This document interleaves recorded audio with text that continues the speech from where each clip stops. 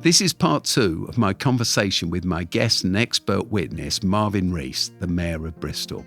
We talked together about Principle 3. You go faster alone, but you can go further together.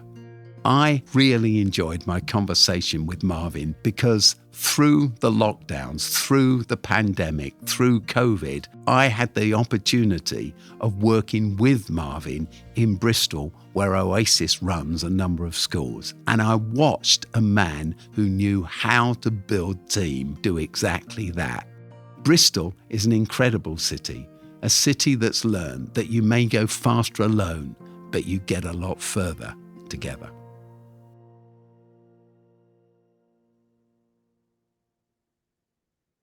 Takes us right back to the title, and it's about hope, because you're saying it's a manifesto for hope. That's a manifesto for something.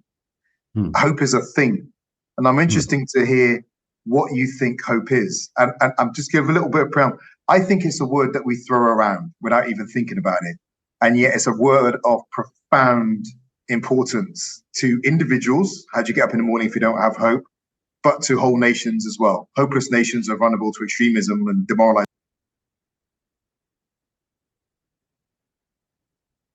in different form, optimism. So what is hope to you? Why did you choose that word in your title? Well, I hope to use the term again, that as the book goes on, and actually in the last principle, I begin to unpack my understanding of that. The thing I'd say about it, Marvin, is I agree. We use the term hope easily and all the time. And I hope for this and I hope for that. And let's be hopeful and et cetera, et cetera. The thing I would say is that hope is like an empty bucket unless you fill it with something, unless you give it some content. So I talk with young people all the time, and I hear people say to them, you should be hopeful. It was said through the pandemic endlessly, you should be hopeful. We live in hope. I kept asking this question of myself, why should they be hopeful? Why should this family have any hope? They live in grotty housing that's damp and overcrowded. They're living on a minimum wage. They're stifled by the crisis that we have in living standards. They have to choose between heating and eating. They're at work, but they're still queuing at food banks, which gives them a sense of shame rather than a sense of fulfillment. So where is the hope in all of that? So I think my answer to your question, Marvin, is a manifesto for hope. That's on the hope word is on the front cover. The 10 principles are the unpacking of the substance that will give you something to hope in. They're the contents that go in the bucket, just like the book fits into the jacket. And they're 10 principles that if we put into operation, I'm not claiming in any sense that I'm the last word or the first word any of this. These are just discoveries I've made along the way. And I'm learning, I guess, like you are every day. I'm learning to be smarter and wiser and use the time and energy I've got to more efficiency, etc. But here are 10 principles that I believe make for genuine hope for people, because these are things that we can change. And I think that's what we've been talking about in the first half of this podcast. You've been talking about, so we could do this. And in Bristol, we're learning this and we're doing that. Those policies bring hope, don't they? And I value what you say, because take the pandemic here, and I won't make a political point, but I'm incredibly frustrated when I hear people almost just say, tally ho, cheer up, dog spirit, get on with it. What's it based on? Yes. You're not eating. And actually, a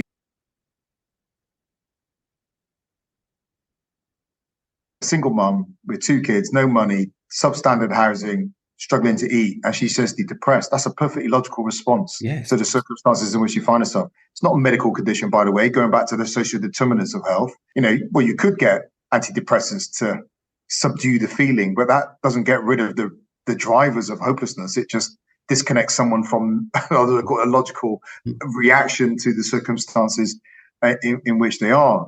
So for people to call on us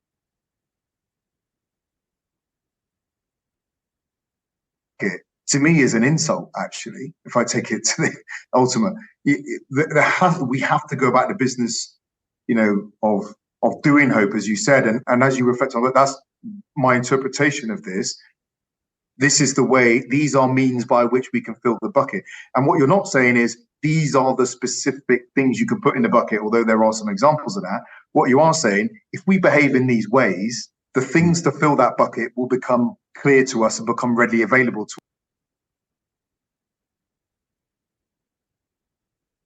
us. Because we've created conditions in which they can be their best and make their contribution to society, be it through human relationships, be it through programs, giving someone a job, and the other interventions that we need as a society. Something I think about quite a lot, as you know, I'm a reverend.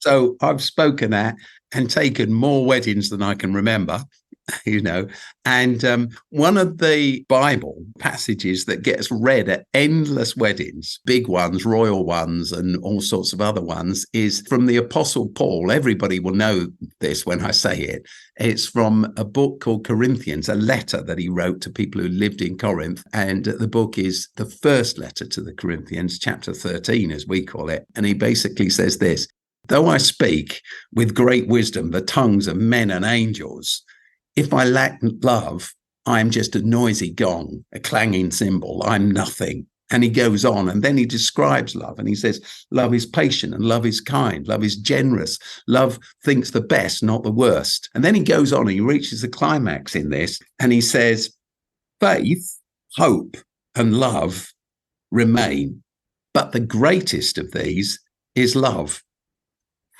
And I've had years and years to ponder, why did he say faith, hope, and love remain, but the greatest is love?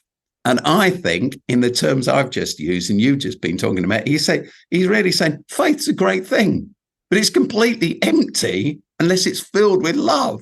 That's the substance. You've got to put your faith in something. And to your point, people are depressed because there's a lack of love, acceptance, belonging. People hide in addictions, don't they? And they hide in addictions because the addiction becomes that temporary feeling of worth or being accepted or being relaxed, the temporary desistance of pain or frustration. But the problem with an addiction to a substance or a habit like that is, as one of the great psychologists once said, you can never quite get enough of what doesn't actually quite work. And that becomes the addiction. You have to go back for a second shot and a third shot, and it becomes an addiction. But the addiction's not the issue. The addiction is a way of trying to cover up for the absence. So faith, well, it's okay, but what's it in? And then Paul says hope. Oh, to your point, is hope just trying to be a bit more cheerful, reasons to be cheerful and all this kind of stuff? No, he said faith and hope, they're important, but the greatest is love, creating communities where people feel valued. Does that make sense? Yeah. And by the way, creating communities in which people feel valued, I think, is one of the single most significant policy tools we have available to us to produce growth, to reduce the cost of running society through public services by having healthier, safer people who are more skilled, more resilient, and all the rest of it. It's, Steve.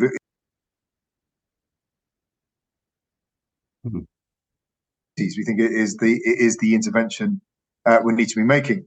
I'll share a verse with you that I reflect on and I use a lot in Bristol when I talk about hope, because we've actually, in our corporate strategy for the council and in our Bristol One City plan, we commit to making Bristol a city of hope. And I'll tell you a bit of a backstory. Rob Scott Cook, who's one of the leaders of Woodlands Church, and Mohammed Al Sharif presented Bristol with a plaque.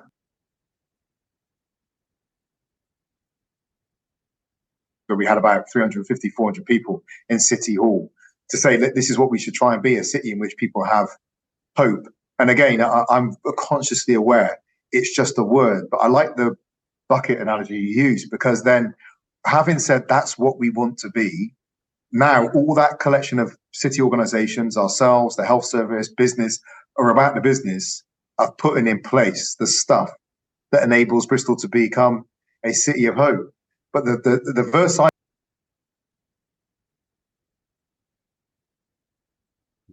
3, and it says, suffering produces perseverance, perseverance character, and character hope.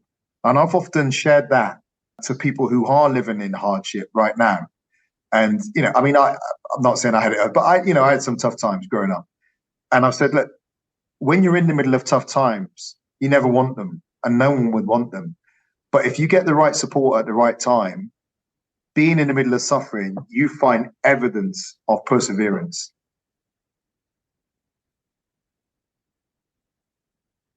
Persevere.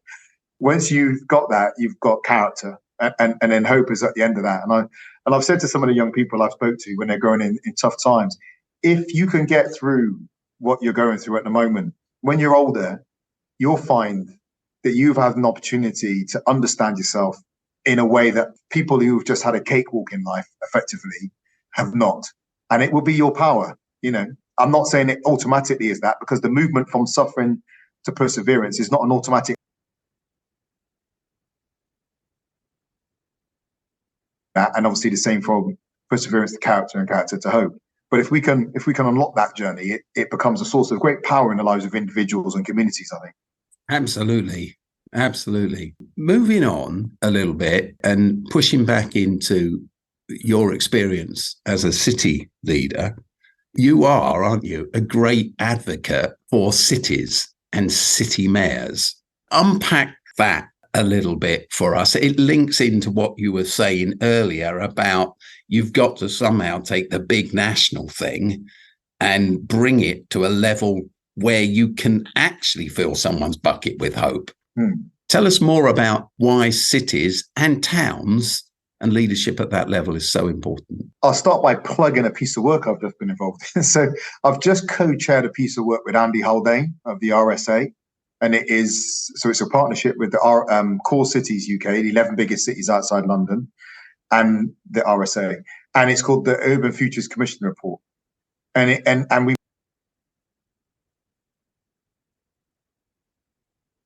its cities. And we have 3 questions, and this feeds into your question. Firstly is, what are cities? We don't have a clear kind of definition of what cities are to the UK. They're not just clumps of people, right? They are things economically. They play a particular role in the economy, in the culture, in the politics. They are things as collectives when you link them all together. They have international connectivity. Bristol has 180 countries of origin, 92 languages. We have phenomenal global connectivity.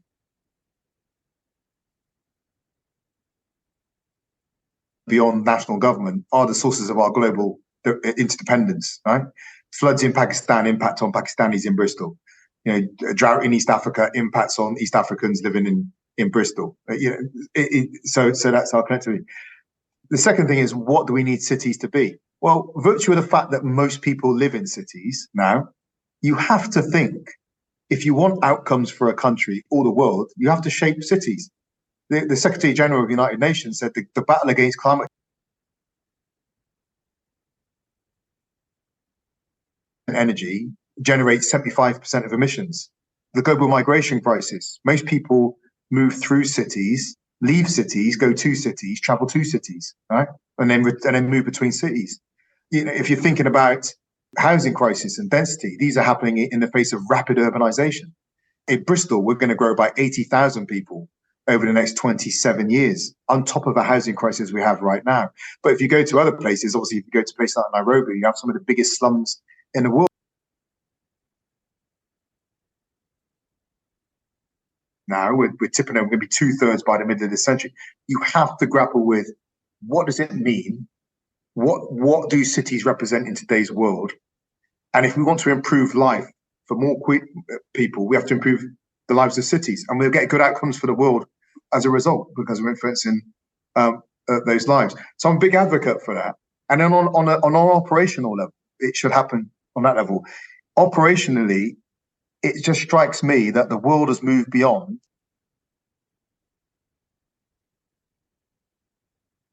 grapple with, right? Nation state focused. We get together at the United Nations, we get together at, World Bank, IMF, and then we get together at COP. But nation states don't seem to be able to move in line with the nature of the global challenges we face that transcend national boundaries. Climate change is a classic example. So we're saying actually there is another layer of political leadership that can move with much more agility and swiftly, and that's the city level, the mayoral level. Mm-hmm. But if we can get resources into the hands of mayors, climate. When the mayor of Pittsburgh says, well, don't worry, I will. You're like, oh yeah. So if all the US cities decided just to crack on with decarbonizing their economies, if they had the resources to do so, you solve most of the problem. And you can extrapolate that on the global level. If you solve city problems, you solve world problems. So that's what I've been a big advocate of. And it's not something I came into my mayoralty with an agenda for. To be honest, it's something that I've discovered and has grown around us, and we found has fallen on our shoulders.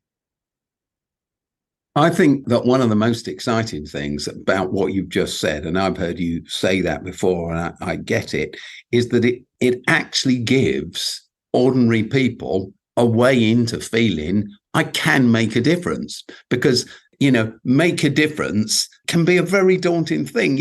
The world, the climate change emergency, etc. How on earth can I make a difference? I can separate out my plastics from my paper, etc., etc. But that's, it seems like, so impotent. Whereas what you're saying, and I'm glad you said it here, is I can actually be involved in the politics of my city. I can actually have a voice. As a community group, we can really have a voice into this. And therefore, we can begin to shape world politics. So I'm off to COP, and I'm going to be in Dubai in a few weeks. Just earlier this week, I convened the Bristol's Sustainable Development Goal Alliance and said, I'm off to COP. There were a couple of people going to COP, particularly from the Cabot Institute at Bristol University. So you're going with the mandate. I'm going with the mandate of my city in many ways. And while I'm in COP, I'm offering a Zoom back to Bristol. I'm going to be there in COP negotiations, talking to Bristol people about what's going on. And when I come back, we'll do another debrief on what it means for Bristol. So again, I do think that the connectivity that people can have into these negotiations is a much more immediate than it is for national government. I'm not saying national government's bad. I'm not saying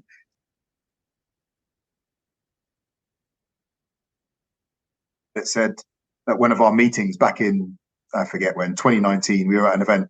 He said we've the best model of global governance the 1960s could ask for. Problem is, it's 2018. The nature of the world has moved on, and we've got old tools, and we need to release this kind of new dynamism into national and international leadership. I mean, we need to do it within the country.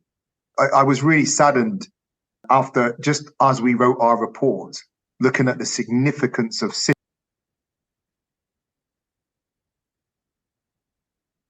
our education system, our global connectivity, that then, I won't mention a name, but a leading national politician then came up with a kind of false argument that cities have had too much and we're going to pay more attention to towns, setting towns off against cities. It's not towns versus cities. It's both and. It's interdependence. And cities need successful towns because we got a lot of communities. Bristol, and during the day, our residential population in Bristol is 472,000. Our daytime population is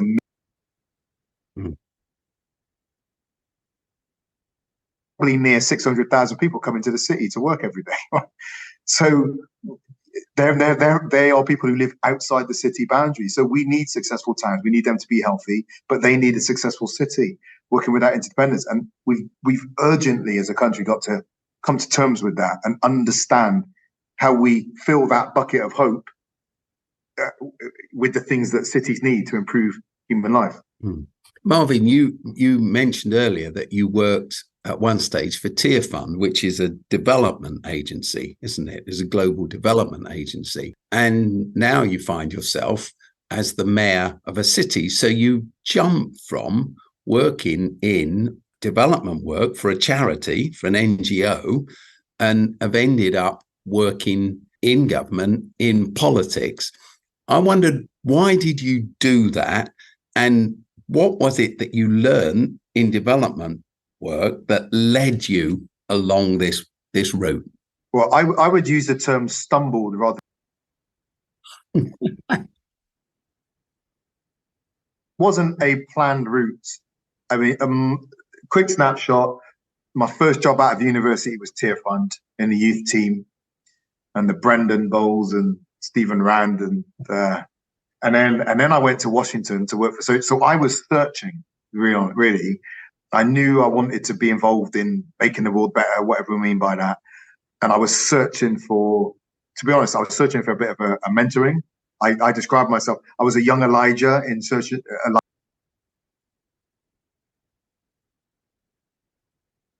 I wanted a Mickey to my Rocky, maybe put it that way. I wanted someone to tell me how to put life together. I did look at people like yourself, actually. And then, so I went to Sojourners, worked with, and I went to work for Tony Campolo and studied again at Eastern. Then I came back to Bristol and I thought, right, it's journalism for me. Having watched Jubilee 2000 turn a global issue of finance into something that people understood, the power of storytelling. And I worked for the BBC. That didn't work out in a way I would have.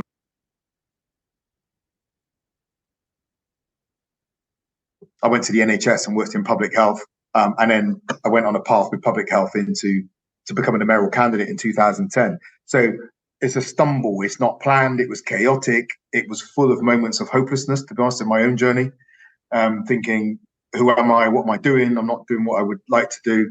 But I think the key thing I've learned is what I've brought into the city office. It's that point about interdependence and the need to be able to pull people around and get people in a room. And I think one of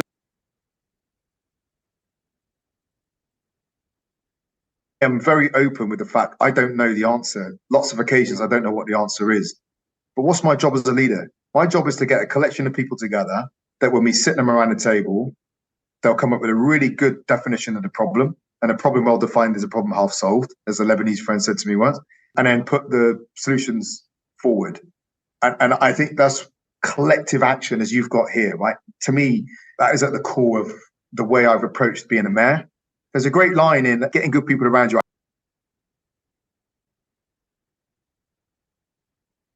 And he's got a designated survivor. I think it's a young congressman. And he says, have you got a best friend? He says, yeah. He said, is he smarter than you? He says, yeah. He said, do you trust him with your life? He says, yeah. He said, that's your chief of staff. So get people around you who are smarter than you, you know, who you trust. You know, that's I think that's what I take forward. And to me, that's the way we've tried to approach leadership. I think is what I've learned from Tier Fund as well. One last question, Marvin. It's this.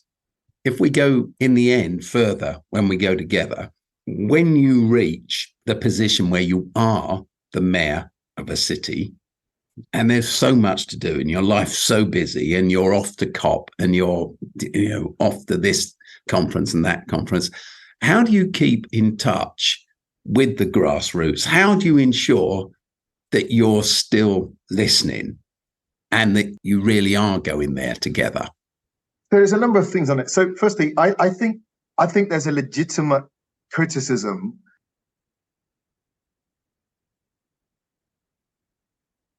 and a legitimate criticism of politicians, because some of them are. My frustration is that it's too easy to just chuck that one around, because not everyone is. There are a number of things I could say to that, but let me just pick out this. That's why it's important to have a wider range of people from a wider range of backgrounds coming into public leadership. So what's my background? My mum had me as a single white woman in 1972. I had a brown baby. Before I was born, health workers were saying she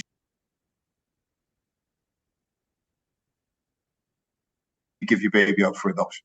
I've got 7 brothers and sisters, right? So, one with my mum. My dad had children lots of different places. One of my brothers went through a Peru. One of my brothers, sadly, took his own life while I was a mayor. My mum lived in the same house we moved to in 78. I'm in touch with the world. And I did have a journalist once say to me, a national journalist, who I would wager went to a very nice school, and went to Oxbridge and whatever, saying, oh, you're just troping out stereotypes, right? No, we're in touch. I know what's going on. I have a chat with my son about what happens if he's in the wrong place at the wrong time and there's a conflict brewing and there might be a stabbing, even situation. I've had a chat with my children about how to deal with the police if they decide to, have a negative interaction with a group of black boys. I talk to them about education system that will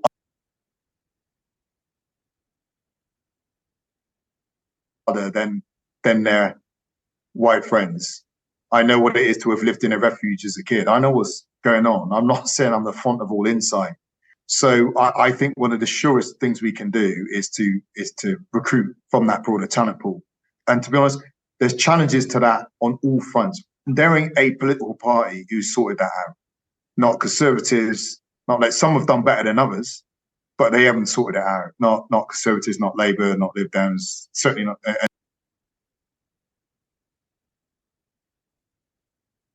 Challenges. I said that was going to be the last question, but you've introduced another topic, and that's of that we still have embedded racism in our society, don't we? And if we're going to get there together and get further together, we've got to work our way through that. Yeah. How do we go about that? It could be said, people say, well, Marvin's conquered this. No, he's the first black mayor in the country, et cetera, et cetera. But I realize that what you're saying is we're not there. How do we get? Yeah, and people have said that as though, it's the daftest thing to say. I even as mayor, I ended up in an interaction with a police officer. He kind of pulled me over in my car. And I would say, unfortunately for that officer, he didn't recognize me because he was quite aggressive and very rude. And he didn't recognize me until it was too late. I said to him, do you talk to all members of the public like this? And he was quite dismissive. And I said, well, today's not your lucky day. So get back, but it was too late. He'd been exposed for having some level of hostility towards me and people like me. And then, I've had to intervene around my children, one of my sons in particular, we saw a pattern in which an educator was not saying they were overtly hostile, but it just turned out they had a pattern of disciplining certain kids more than others constantly. And actually everyone acknowledged that. And so, look, I think there's a number of things about racism.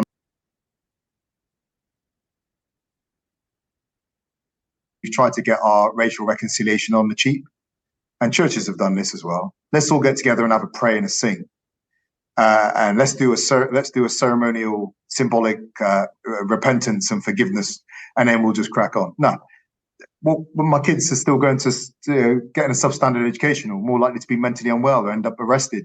And because we sung Kumbaya together, you think this is done? And what is, my point is, look, grace is free, but it's not cheap.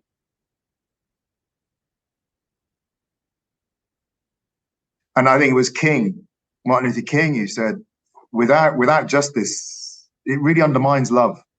Why would you claim to be in a loving relationship with someone if you weren't going to give them justice and fairness on a level? So tackling racism cannot be disentangled from tackling political and economic injustices, unfairnesses, inequalities. And that is actually tangled to levels of social immobility in this country as well. That mean that your socioeconomic background is the biggest determinant of your life chances, more than your talent and your abilities.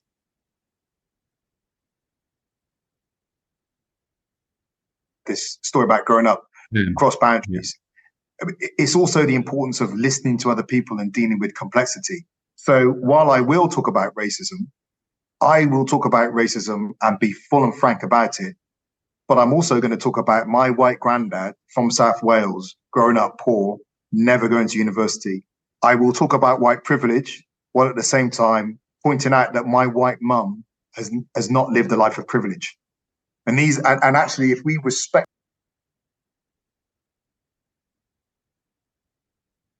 and we don't allow people this game of playing top trumps with the equalities that sometimes happens. Oh, I'll give you race. Well, I got a bigger one than that. It's class. Well, I've got a bigger one than that. It's about sexism. I got a bigger one. It's about disabled. But no. They're all true. And I'm going to respect the fact that those are real. And then let's work out how we can be allies, recognizing that without without trying to have our story of oppression consume your story or subvert your story of oppression. That is quite